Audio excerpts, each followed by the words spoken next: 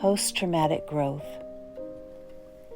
In 1996, this term was coined and appeared in print for the first time.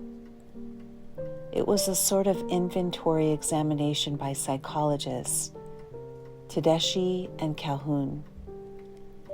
They were examining the mystery of those who experienced such words as crisis, trauma, extreme stress, traumatic event, and so on. What they cataloged is the negative patterns that developed as a direct result of the trauma, crisis, or event leading to a state of numbness, disbelief, extreme stress, followed by intrusive, repetitive negative thoughts that were hard to manage and deal with in a daily life.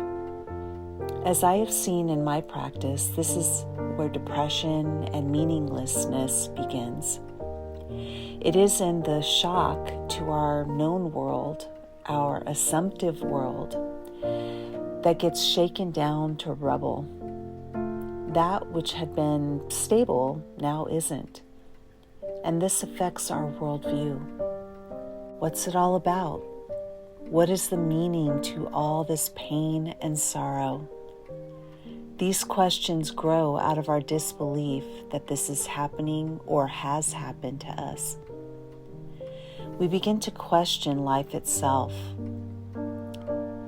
This question is the hardest to answer and the most profound question we can endeavor to ask ourselves. It's also a double-edged sword because the question itself is asked in an abundance of pain. Pain we must struggle with to answer the question at a time we feel we have no energy to conduct such research. The question itself is an indication of the soul's need for higher meaning, higher good.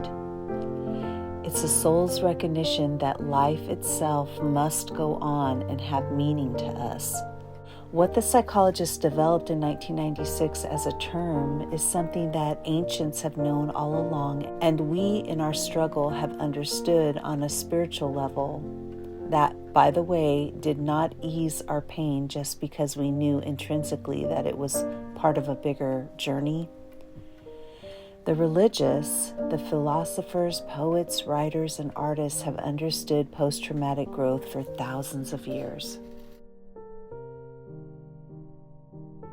It's not the trauma that births us into a new life, but it's in the struggle to be birthed out of trauma that we move into the next level of understanding and meaning.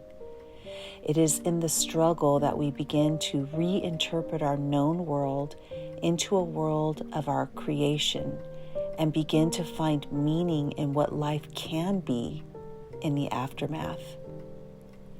The struggle is the mechanism that leads to transformation of our soul, of our life, and provides the post-traumatic growth, the self-governance, and self-empowerment.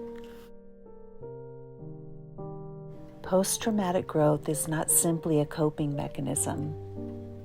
Post-traumatic growth connotes an ongoing experience of growth beyond our known world and a willingness to struggle through the hard parts to the other side and to manifest.